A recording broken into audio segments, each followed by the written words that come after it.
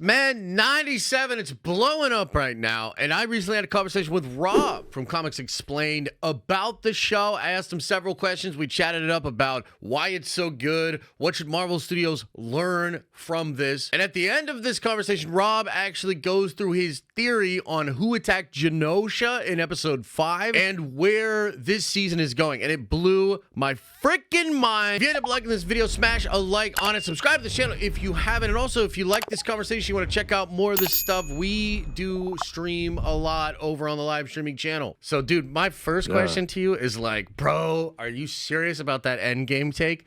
And why? 100% I'm serious about the Endgame take. Look, okay, look, I'm going to deal out one of the most controversial opinions in recent memory about the MCU. Uh-oh. Okay. Let's go. Avengers Endgame was not that great. It was just really, really epic. It just had a lot of, like, it was a movie that had, like, it was walking into a city with a lot of bright lights, right? Like, a lot of things happened, right? But in terms of just, like, wow, like, damn, this is devastating. Yeah, like, I would definitely take X-Men 97 episode 5, man. Like, absolutely. Man. So that's wild. Yeah. But what about Infinity War? Because, like, I see what you're saying, because to me, Infinity War is a better movie, but Endgame is a better ending. Like, Endgame does a great job wrapping up a lot of stuff, taking us through, you know, the time heist nostalgia thing. So I felt like it was a very effective movie. I think I see what you're saying. What about Infinity War? Yeah, okay. No, I'd give it to Infinity War. Like, I mean, if I'm ranking them, right, I would say like the ending to Infinity War, the ending of X-Men 97 episode 5, the ending of Endgame. Because Infinity War was dramatic, man, because like the bad guy won. And we all knew he was going to, but it didn't take away from the fact that it was just like ridiculously emotional. Like, people are just like vanishing. Like, everybody except for the core Avengers. It's just like, holy cow. Like, yeah. So I would say Infinity War 97 episode 5 and then Endgame. Yeah. No, I think that's fair. But you know, the whole thing about 97 right now is, I think, you know, especially given where Marvel is currently at, it's so epic and it's so good that a lot of people are, you know, having similar opinions to you and really gassing the show up. And, you know, you've got people saying it's better than anything Marvel's done in a long time, and stuff like that. And obviously you're feeling the same. And as a big X-Men guy and as somebody that was a fan of the show before, like, how are you feeling about the show? And how are you feeling as a Marvel fan? Like, how are you making sense of this thing real good, everything else kind of not? Like, what's your take on that? Honestly, I'm not the biggest fan of X-Men 97. Oh, okay. No, I'm just messing around. No. I'm messing around. Okay. I adore X-Men 97, dude. Yeah. I love X-Men 97. I don't know that I would say it's better than the original X-Men the animated series. And I don't even say that because of like nostalgia, right? I mean, X-Men the animated series, it'll always be my favorite, you know, comic book cartoon show. It's the one that got me into comics back in the day.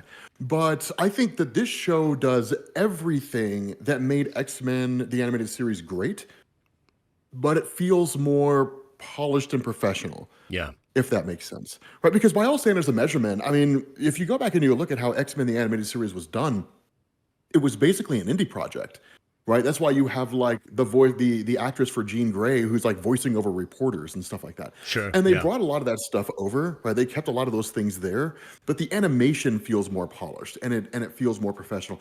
The show hits harder. Yeah. That I will say. The show hits harder, and it's clear that X-Men 97 is drawing from a much bigger pool of content than X-Men the animated series.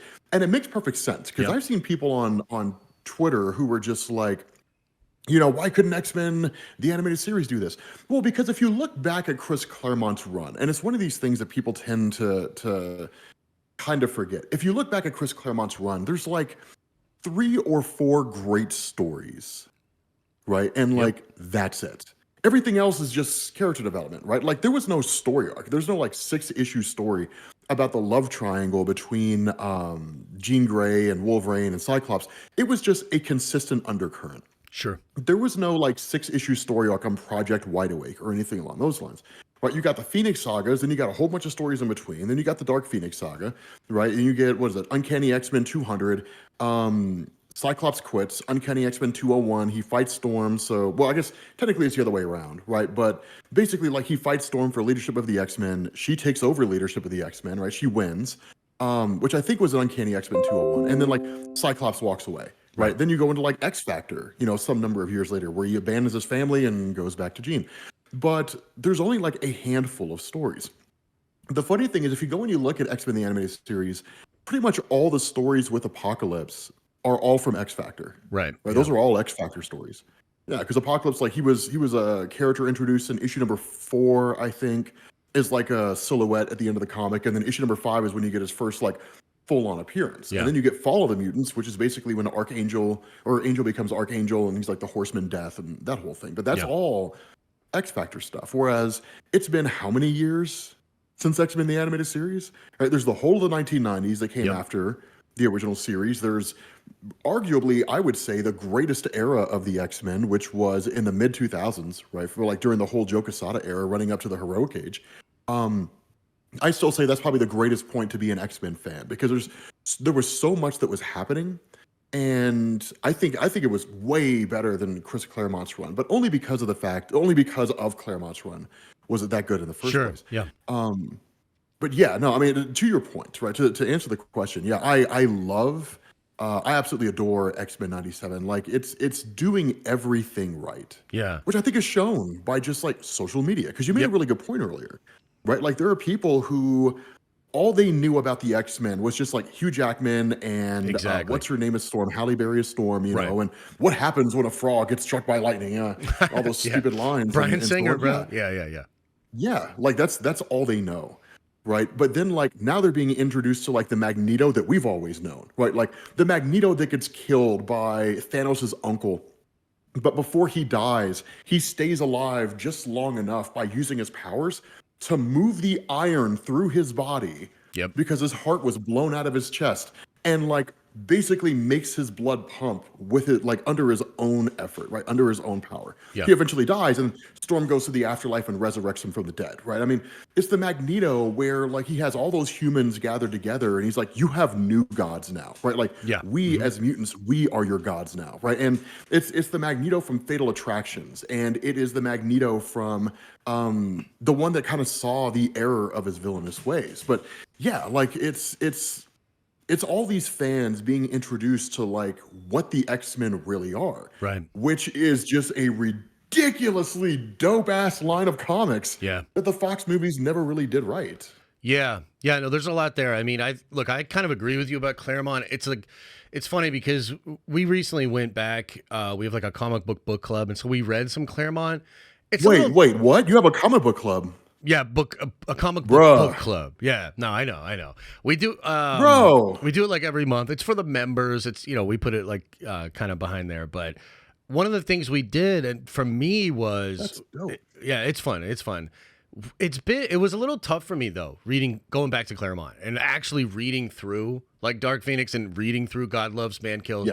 Yes. It's a little dated. I kind of think of it as it's a bridge between like what Stan and Jack were doing to what eventually happens with Claremont later with Jim Lee, and then other people take forward and go crazy with it, where you've got thought bubbles, you've got kind of exposition that's meant to do what you could do on 4 pages in 1 page, which is something that Kirby was really great at. So I respect it, and I think there's some pages in those runs that like blow you away and are like, okay, I get it. Like I can't imagine what it would be like picking that up at the time and just being like, wow, this is unlike anything I've ever seen.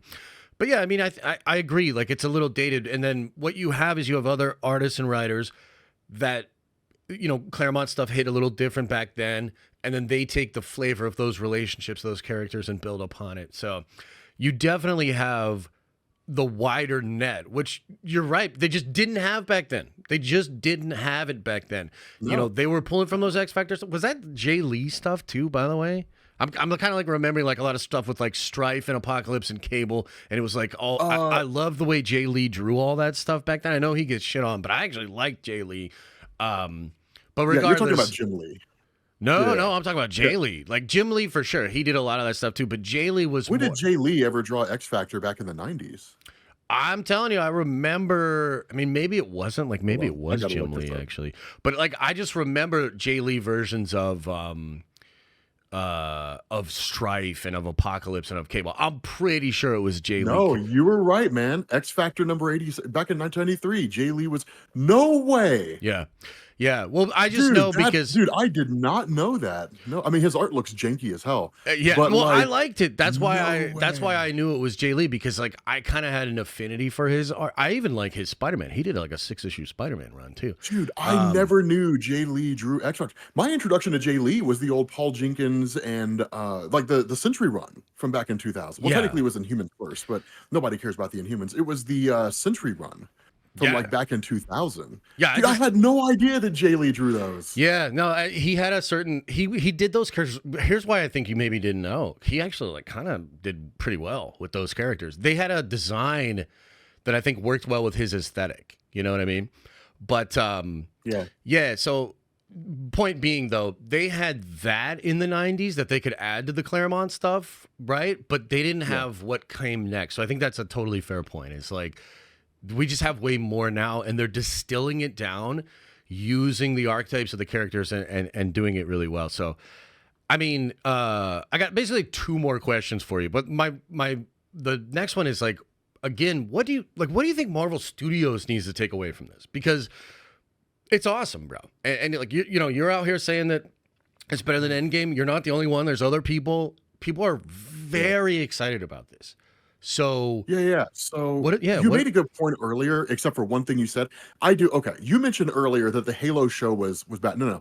Halo season 1 was trash because it was made by people who didn't care about the show. Have you seen season 2? Nah. Bro, Halo season 2 is phenomenal. I didn't even watch season 1.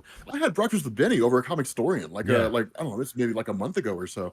And he and I were just like kind of hanging out and shooting the shit and whatnot. And I was talking about wanting to get into Halo, and I had like watched the first episode. He was like, skip season 1.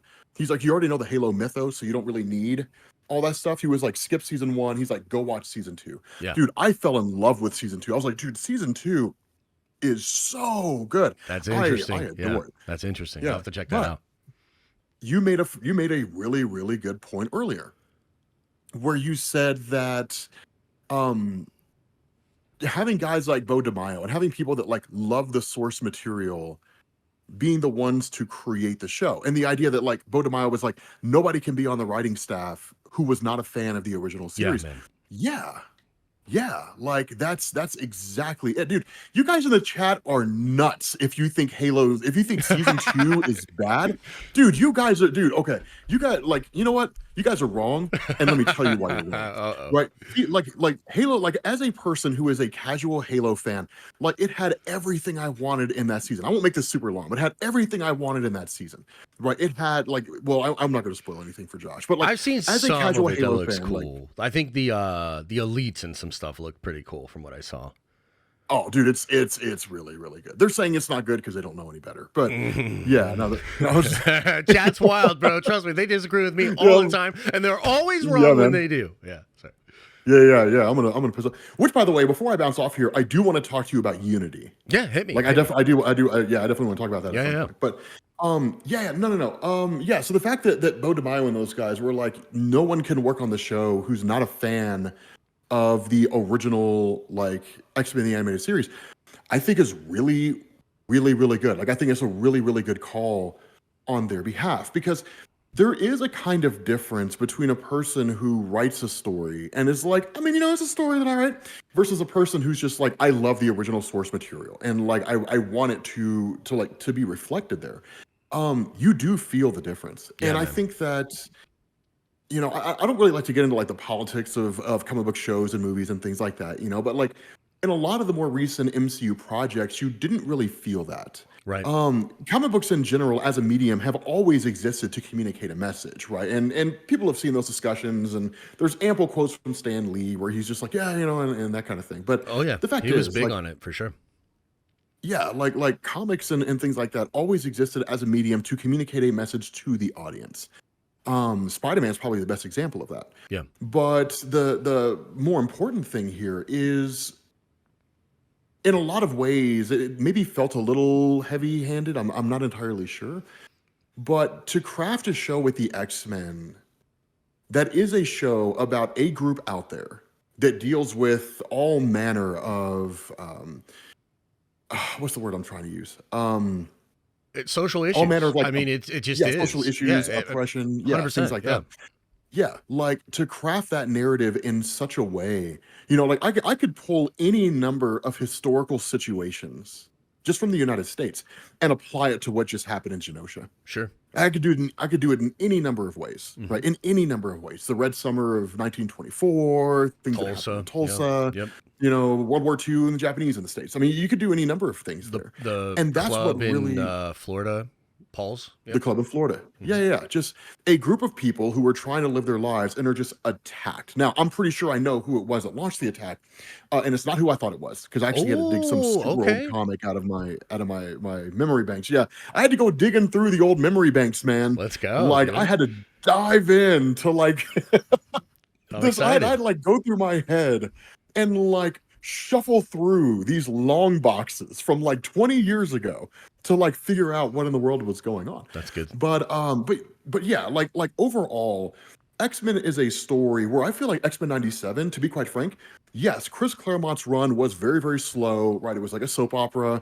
John Byrne hated, drawing for Chris Claremont, and one of the things that he said was that Chris Claremont's favorite, like his ideal comic book would be all the X-Men just wearing normal clothes, sitting in a living room, having a conversation, right? So Yep. like it's a very, very slow run when you read Claremont. Yeah. But the character development is what drove everything.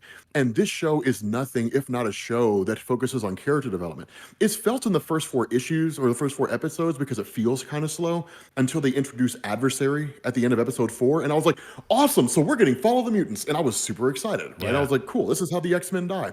But once you go into, once you get past that, and especially when you go into episode 5, and now like they've set the stage, quote unquote, and now we just get to see everything pop off. And it's just so great. Like it's so yeah, it's just so phenomenal, man. So Like do you think I they adore do it. you think that Marvel just with live action, are they getting too far away from the source material? Like what you know, No, I mean there's some things you can do with animation that you just cannot do with live action. okay. Right. It's just, I mean, it's any combination of things, that you can get away with. Characters can move easily. Yeah, I mean, animated characters don't age, that's true. right? And I Yeah. think on some level, that's kind of a part of what we as the audience wrestle with, right? Which I think that really hit home in the aftermath of Infinity War when Robert Downey Jr. walked away. Yeah. Sure, the public statement was like his contract is up and he's ready to move on to other projects. But there was the part of us that knew he couldn't play Tony Stark forever because he's going to get old, too Yeah. old to act. And he's going to retire, and that's going to be it. So it's just kind of this thing that we sort of recognize as an undercurrent. But with animation, you never have to worry about that. And so it Sure. makes it a lot easier for us to become attached to the characters because we know they're not going anywhere. Yeah, Right? that's true. In Yeah. 50 years, yeah, in 50 years, Magneto in X-Men, whatever it happens to be, 20 whatever, 2074, right? If that's what they want to do, X-Men 74, right? If they decide to do that, he will look just like he does right now.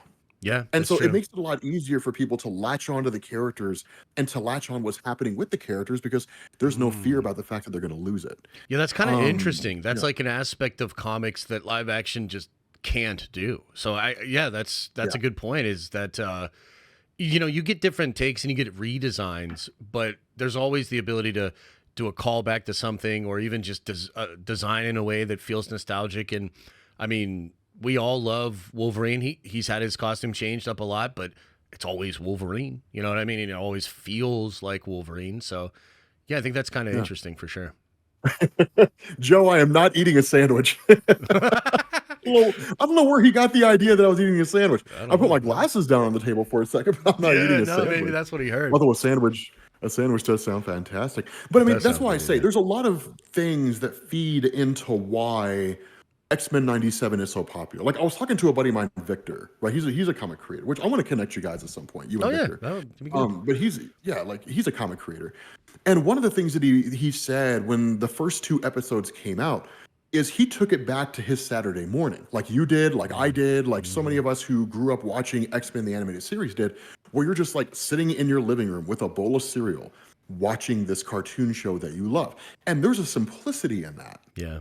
right? And so I think for those of us who grew up watching this show from I'm sorry, those of us who grew up watching X-Men the animated series, we watched X-Men 97 and it takes us back to 30 years ago when life just felt so much simpler. And there's a kind of nostalgia that 100%. feeds Yeah. into that. For me, it hits that way. It hits For hard for newer me. fans, Oh, so bad. Yeah, it's so good. yeah, it hits so hard, right? And like for newer fans, there is a kind of simplicity that comes with animation because animation indicates fantasy, Mm. right? It's not real. And so because of that, you can suspend the world around you for an hour, 45 minutes or whatever. You can watch the show and then snap back to reality. Whereas with live action movies, it could be happening out there right now. And while Yeah. that's not a bad thing, especially when they focus more on fantasy than reality, that can kind of complicate problems if you're the kind of person that goes to see live action comic book movies and you want to see an escape from reality. But what they're showing you is reality. Then you're just kind of like, well, then why am I here? Right. And then you just Yeah, that's kind of you interesting. you get pissed off and leave. Yeah, no, it Yeah. kind of speaks a little bit, because you were saying earlier, you were like, we were kind of like talking a little bit about the political situation and whether or not some of it's just a little bit too on the nose. But I think it's maybe more what you're saying right now, where it's like any attempt to bring real world elements or to connect it to reality as we know it is maybe just running counter to what we want. It's maybe not even so much about the messaging. It's more like, can the messaging still exist in an escapist, different universe? Can I still just be transported and not have to be reminded of all of these different things that are going on? It's kind of ironic. I'll throw this really wild example. I was just watching a video from Alan Moore, and he's talking about Mm. writing. Okay, by the way, great videos, guys. They just came out on like the BBC. Really interesting stuff. But Alan is a guy who does deconstruct and put a lot of political viewpoints into his material, right? Yes. Like that's just He obvious. really does. He does.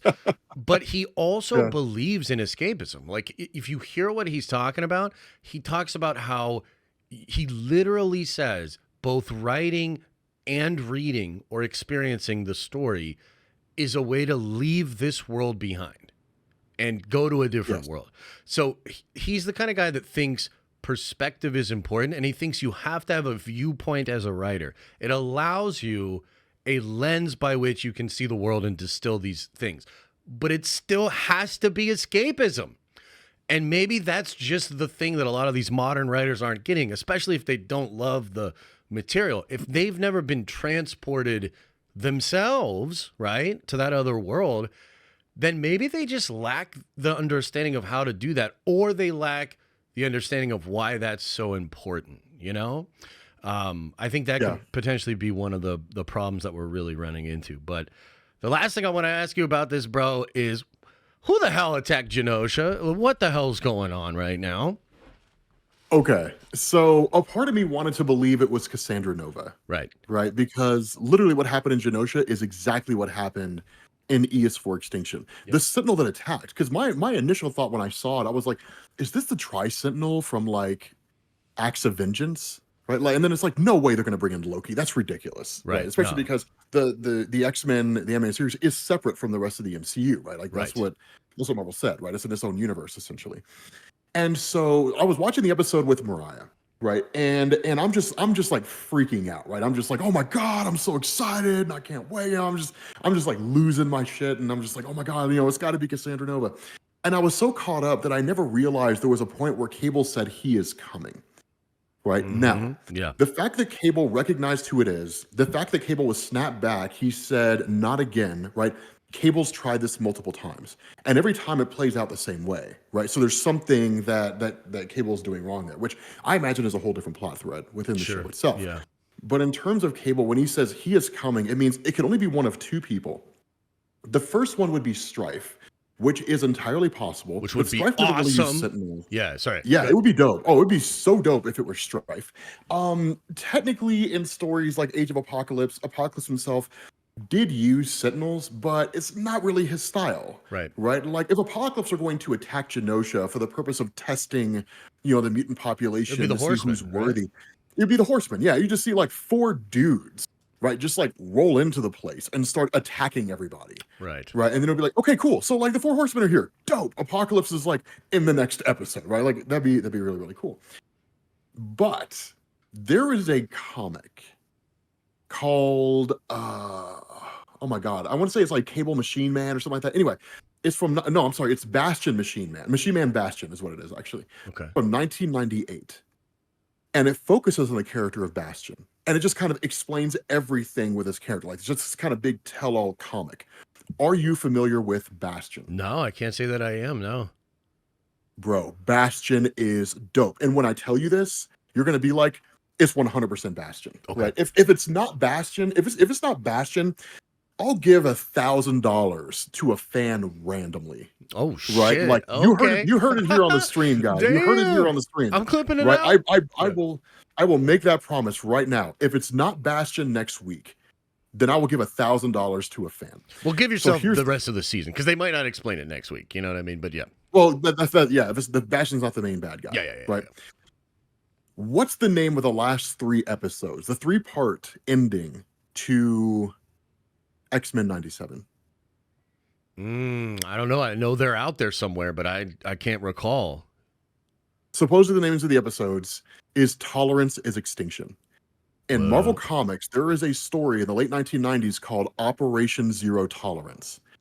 Operation Zero Tolerance was a story that focused on the return of Bastion, and that's why the Bastion Machine Man story is so important. The way this worked out, right? You remember Nimrod from Days of Future Past? Yeah. Right? Okay. So Nimrod from Days of Future Past, once Rachel Summers and Kitty Pryde do their magic and voodoo and all that kind of stuff, right? They prevent the future from happening. But in order to avoid a paradox, Marvel just says Days of Future Past is now an alternate reality. What that means is for Rachel Summers, so those of you guys who don't know who she is, Rachel Summers is the daughter of Jean Grey and Cyclops from Days of Future Past, that she travels back to the modern day to understand why her future didn't change. Nimrod follows her back, and Nimrod basically gets stuck inside in the present era. Nimrod floats around, he has his own story arc. Eventually he comes across Master Mold. In like Uncanny X-Men 247, it's either 247 or 274. I always get them reversed.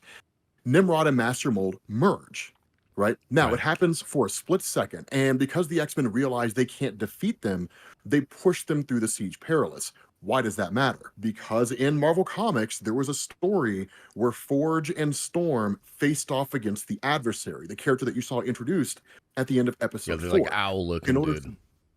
Exactly. In order to defeat the adversary, quote unquote, the X-Men supposedly die. Anyway, they're given the Siege Perilous, which if you pass through it, restarts your life.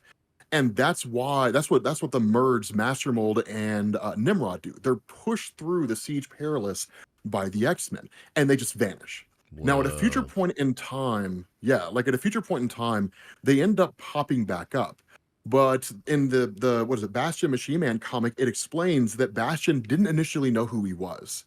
He just woke up, right? And he was effectively just like a regular person. The machine components had been removed, but his programming was still intact. So even though he was taken in by a woman, he was watching the news of like the mutant threat and what is it? Magneto's Brotherhood of Evil Mutants, whatever the case happens to be. And he started to believe that mutants were a credible threat. Then his programming kicks in, right? Because Master Mold and Nimrod were anti-mutant sentinels. Right. When that happens, what he starts doing is allying himself with governmental agencies, different groups out there, and then giving them information of advanced technology from the future, since Nimrod's from the future. Now, in X-Men 97, we never learn how it is that the Friends of Humanity are able to reverse engineer Sentinel technology. True, yeah. One of the groups that Bastion worked with was the Friends of Humanity, led by Graydon Creed. So in that comic, right, like that kind of explains what his involvement is with all these different, groups and so on. I doubt it's Cameron Hodge. It would be dope. Like I loved Extinction Agenda, but the Phalanx are going to have anything to do with this.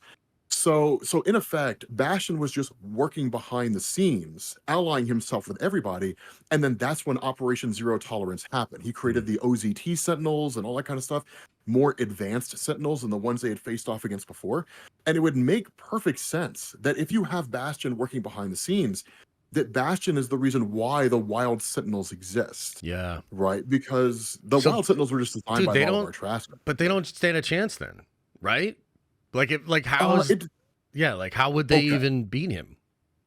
Okay, so here's the kicker. This is where things get wild and murky. In Marvel Comics, which I'm sure you've heard of it, there's a story called Messiah War. Oh yeah. Mm-hmm. Right. Yeah. So not Messiah Complex for you fans out there, but Messiah War. Messiah War is a story that deals with the return of Bastion after Operation Zero Tolerance.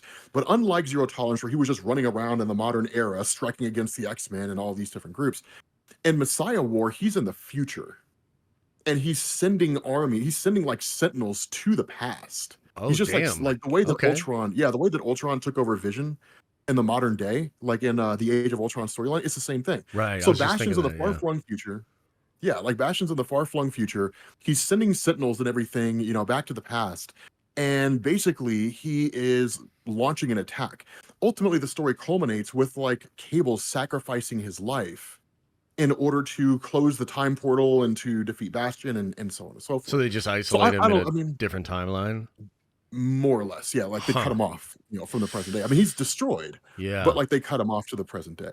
But yeah, I say all that to say, what's likely happening here is it's Bastion who's allied himself with all these different anti-mutant organizations, Friends of Humanity, any others that we haven't seen yet.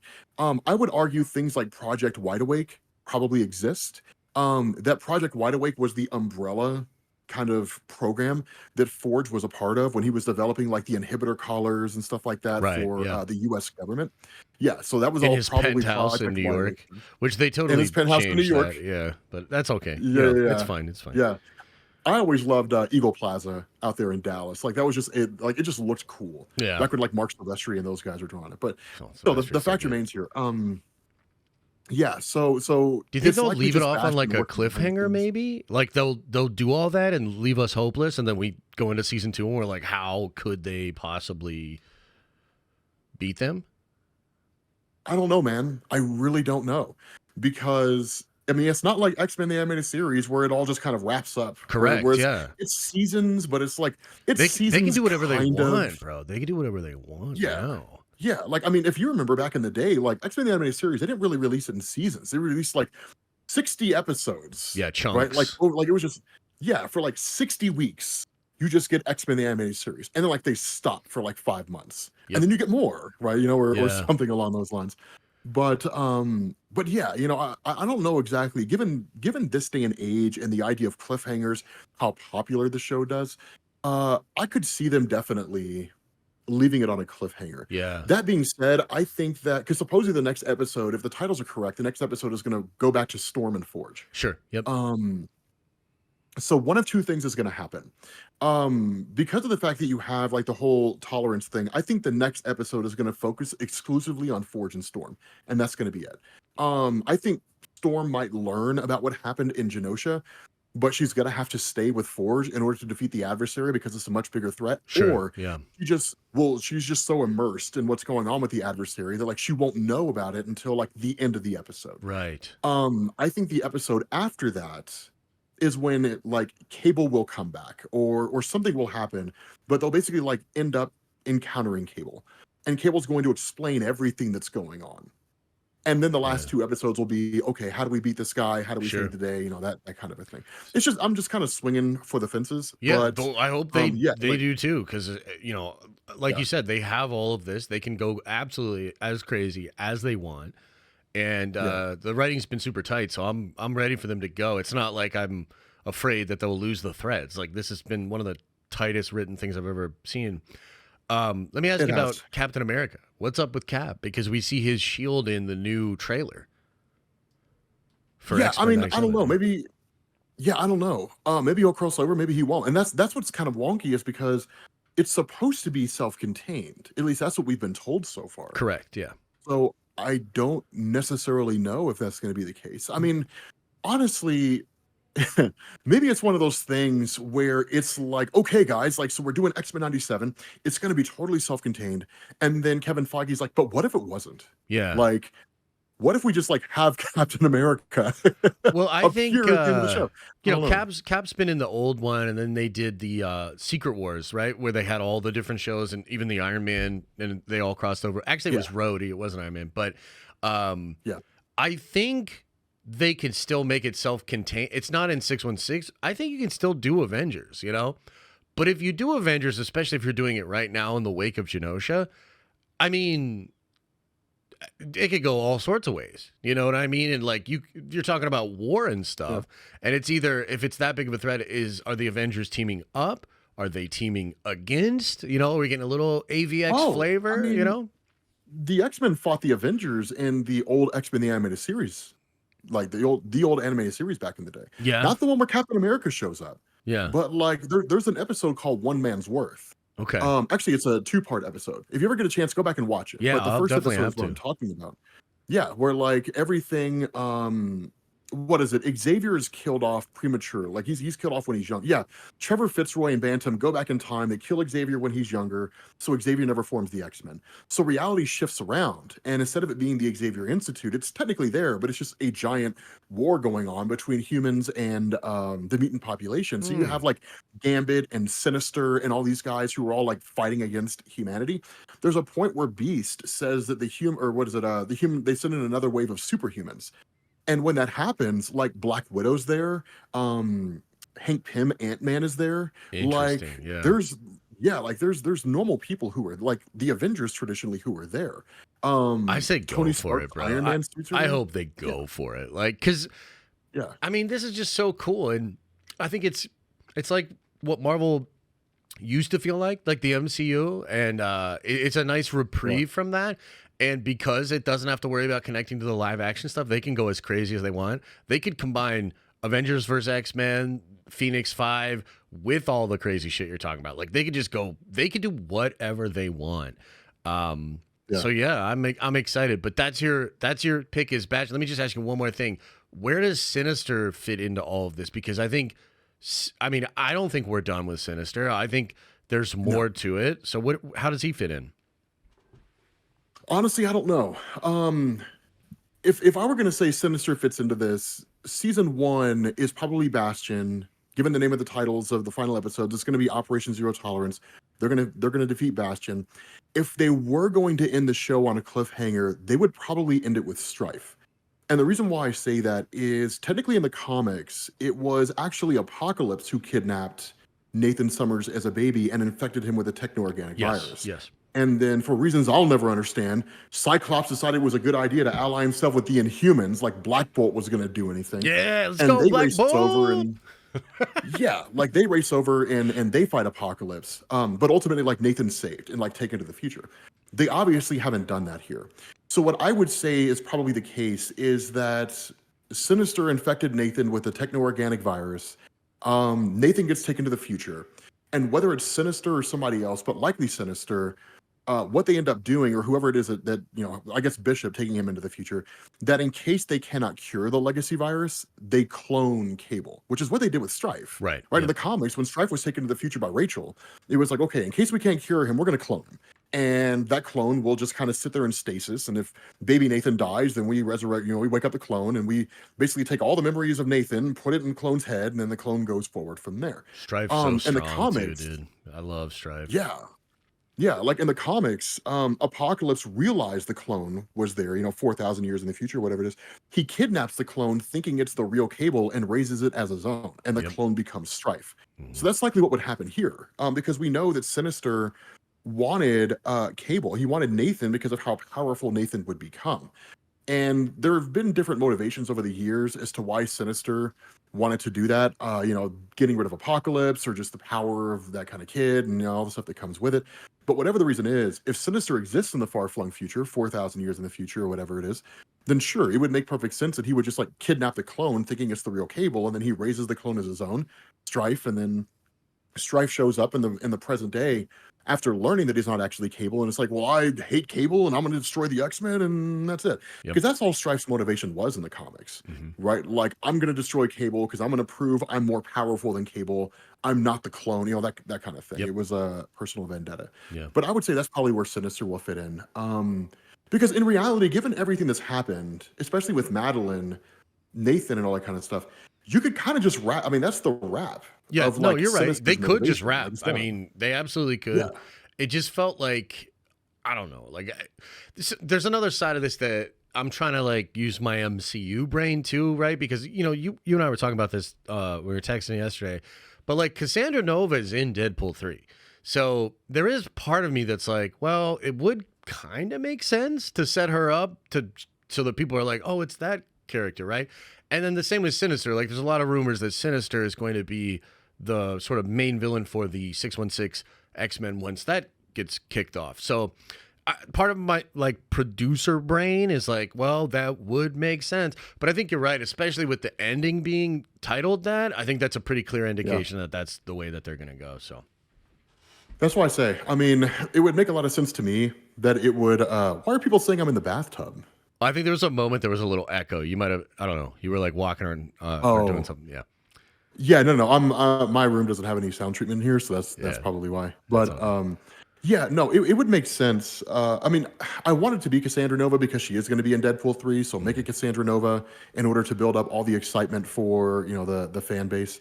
But at the same time, one, Cassandra Nova doesn't usually work with groups. Yeah. That never happens with her character. You don't really see Cassandra Nova allied. It's not like Strife, Cassandra Nova, Apocalypse, Sinister, Bastion, and Graydon Creed were all teaming up to destroy the X-Men. It doesn't really happen because she's just so powerful. She doesn't really have to.